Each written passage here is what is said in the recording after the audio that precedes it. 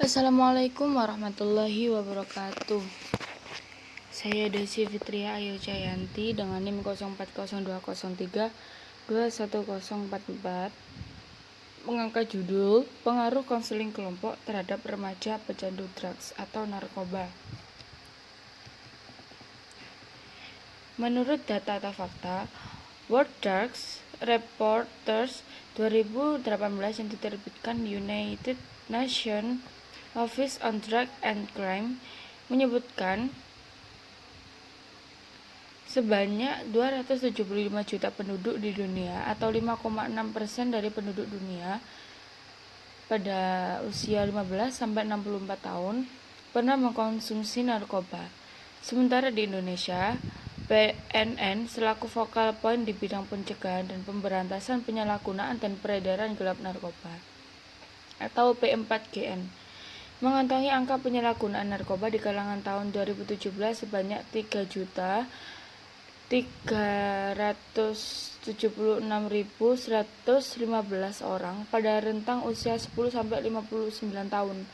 Sedangkan angka penyalahgunaan narkoba di kalangan pelajar tahun 2018 dari 13 ibu kota provinsi di Indonesia mencapai angka 2,29 juta orang.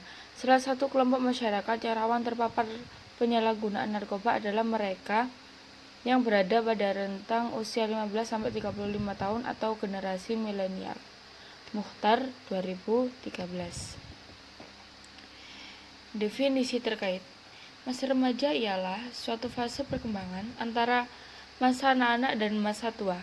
Perkembangan seseorang dalam masa anak-anak dan remaja akan membentuk perkembangan diri orang tersebut ke masa dewasa. Dalam masa peralihan ini, remaja perlu banyak belajar berbagai keterampilan intelektual dan sosial baru. Dalam kalangan ini, tidak dipungkiri bahwa pada masa remaja justru keinginan untuk mencoba-coba, mengikuti tren dan gaya hidup serta bersenang-senang besar sekali. Sehingga dia butuh dampingan saat hendak berteman, memilih teman, bergaul dengan siapapun. Dia harus pintar pandai-pandai memilih akan pergaulan tersebut. Kemudian penyebab dan dampak. Kurangnya pengetahuan tentang obat-obatan terlarang dan perhatian orang tua terhadap remaja adalah suatu kesalahan yang sangat fatal pada era zaman sekarang, yang dapat mengakibatkan anak terjerumus dalam hal seperti kecanduan narkoba atau obat-obatan terlarang. Peran konselor.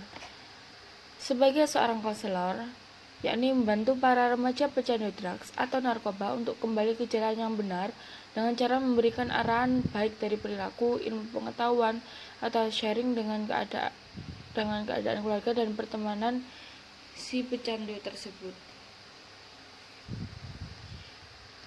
Di sini peran konselor sangat penting banget. Pada peneliti terdahulu, yakni sebelum penelitian ini dilakukan, sudah ada beberapa penelitian terkait dengan masalah narkoba, yakni terdapat beberapa hasil penelitian terdahulu yang relevan dengan penerapan konseling kelompok narkoba dalam rangka menangani orang dengan gangguan penggunaan zat narkoba. Pertama, penelitian Bagus Setiawan dan Muhammad Tauhid 2015 yang berjudul Bimbingan dan Konseling Islam bagi orang dengan gangguan penggunaan zat narkoba di pesantren Zikru Syifa Asma Brajamusti Sendang Agung Paciran Lamongan. Hasil penelitian menunjukkan bahwa teknik konseling yang digunakan di tempat penelitian dalam rangka merehabilitasi orang dengan gangguan penggunaan zat narkoba adalah teknik direktif konseling. Karena lebih banyak berperan aktif pengasuh dalam proses rehabilitasi. Penelitian ini menunjukkan bahwa konseling direktif yang dilaksanakan ini termasuk teknik konseling yang cocok digunakan dalam penanganan orang dengan gangguan penggunaan zat narkoba. Selanjutnya, penelitian kedua dari Mia Khalifah 2021 dari skripsi yang berjudul Konseling Individual untuk meningkatkan kontrol diri pecandu narkoba di Rumah Rehabilitasi House of Serenity Bandar Lampung adalah suatu penelitian tentang proses pelaksanaan konseling individual sebagai suatu usaha konselor dalam memberikan bantuan pada klien untuk meningkatkan kontrol diri klien pecandu narkoba agar dapat berhenti dari ketergantungan dan mencegah penyalahgunaan narkoba kembali di Rumah Rehabilitasi House of Serenity Bandar Lampung. Solusi konseling kelompok. Konseling kelompok ini sangat penting dan efektif digunakan untuk penyelesaian problem tersebut. Karena remaja biasanya memiliki sifat untuk ikut-ikut teman dan berhubung konseling kelompok berlangsung dalam dinamika kelompok, maka konseling kelompok ini sangat pantas untuk penyelesaian problem ini. Definisi konseling kelompok menurut para ahli. Menurut Ahmad Natawijaya tentang konseling kelompok, yakni suatu upaya bantuan kepada individu dalam suasana kelompok yang bersifat pencegahan dan penyembuhan dan diarahkan kepada pemberian kemudahan dalam rangka perkembangan dan pertumbuhannya. Sedangkan menurut Prayitno, konseling kelompok yang memungkinkan peserta didik memperoleh kesempatan untuk pembahasan dan pengentasan permasalahan yang dialami melalui dinamika kelompok. Berdasarkan pendapat para ahli di atas, maka dapat disimpulkan bahwa konseling kelompok merupakan layanan yang memungkinkan individu dalam suatu kelompok mendapatkan kesempatan untuk pembahasan dan pengentasan permasalahan masing-masing anggota kelompok dengan bantuan konselor sebagai pemimpin kelompok. Tahap dan prinsip. Tahap konseling kelompok ada 4. Menurut Hartinah 2009, kegiatan konseling kelompok pada umumnya terdiri atas 4 tahap, yakni tahap pembentukan, tahap peralihan, 18 tahap pelaksanaan kegiatan, dan terakhir tahap pengakhiran.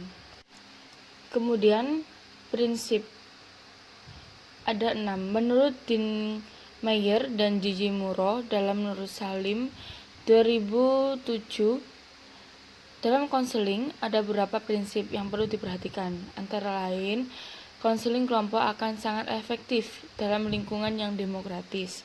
Kemudian, konseling kelompok dapat efektif bila terdapat orientasi administrasi dan yang lengkap dan intensif.